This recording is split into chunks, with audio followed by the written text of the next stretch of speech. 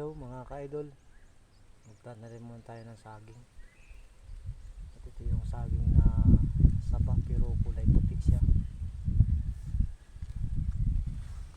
Alam nyo pala mga ka-idol, kung magtatanim pala tayo ng saging araw-araw, kahit na isang puno, pagdating pala ng isang buwan yun ay 30 days. Ibig sabihin may 30 puno rin pala tayong saging. Kung sakasakali tayo ay magtanim araw-araw, di ba? Sayang lang mga ka-idol, wala tayong ganung kalaking lupa na tataniman na malapit lang dito sa may ating lugar. Meron kaming tataniman pero malalayo mga ka-idol, doon sa kabundukan. Tapos pag dating mo sa kabundukan at pag yung medyo matigas na yung saging mo naman doon, marating ka lamang dahil tanghali ka naman sa lunga, wala na yung saging mo.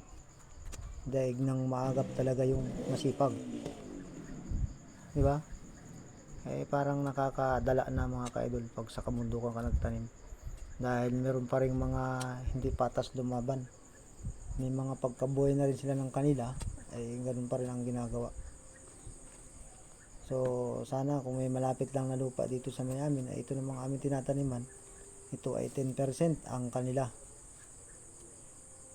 Bali itong mga pipino natin ay medyo maliliit pa na butasan natin para malagyan ng pasak. At yung pasak na yan ay yan yung gagawin din natin ng mga nakaraan. At pag uwi ko ng bahay, dahil umulan mga ka-idol, magagulay muna tayo ng mariguso. Meron akong hinanda ditong mariguso, ginayat-gayat, at meron na rin niyog na kinayod. Bali ang pag-aga-paga lang natin dyan yung sabaw ng niyog. Naglalang din ako ng saging, yung saging na saba. Labon muna tayo habang tayo ay mamay nga. Pagkatapos ay nagkakape-kape muna tayo para medyo mapanghina mga ka-idol, kahit pa paano ay mapagod din. Masarap mga ka-idol yung tamang init lang ng kape para sunod-sunod ang iyong inom ng kape. Kasi pag yung sobrang init ang tagal mong palamig-lamigin, yung nanunuot yung init sa iyong sikmura. Kaya pag ako nagkakape, dalas-dalas ang pag-inom para yung init ay daman-daman ng iyong sikmura talaga. At pagkatapos mga ka-idol, tinignan ko yung saging, medyo luto na. At pwede na nating hanguin to dahil gugulay naman natin yung ating ampalaya. Hinanda ko na rin dito yung kawali, pakaalis ng saging. Sa ganun malagay natin yung gata at yung mga samya. Nauna na yung pamintaw, ganun din naman yun. Tapos nilagay ko yung ating mariguso. Kailangan medyo kulo-kulo yung gata natin mga ka-idol bago natin ilagay yung mariguso. Tapos huwag natin tatakpan mga ka-idol. Habang nag-aantay tayo, magmimerinda muna tayo ng saging na ating nilaga. Ito na lang.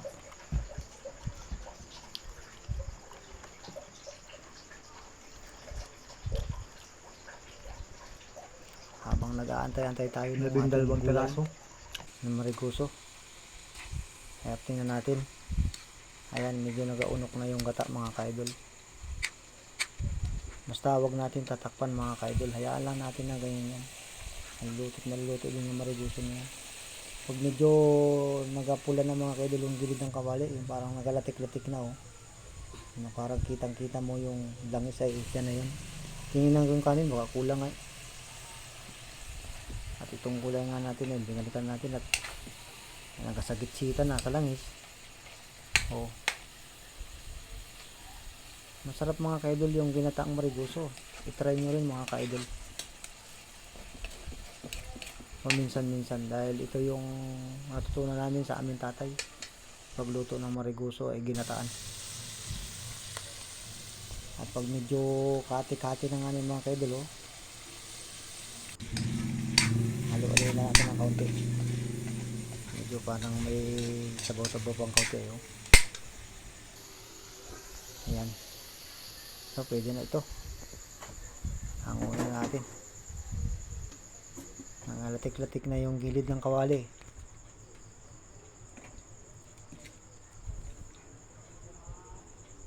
Maglagay muna tayo sa platito kung kaunti mga ka-idol at tikman natin kung anong lasa.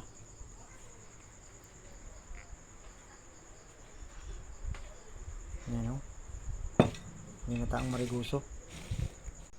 Tikman muna natin mga ka-idol itong ating nilutong ginataang mariguso. Ano? Init-init pa. Galangis-langis oh, nangintab sa langis.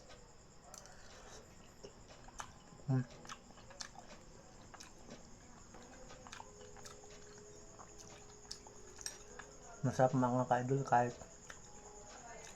binataan mo ang mariguso. Ano? Subukan nyo rin yung mga ka-idol magata ng mariguso.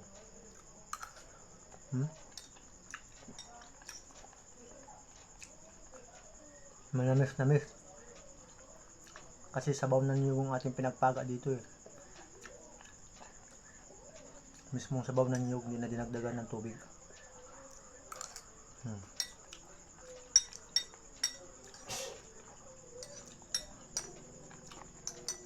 Sarap mga ka-idol. Ginataang mariguso. Thank you.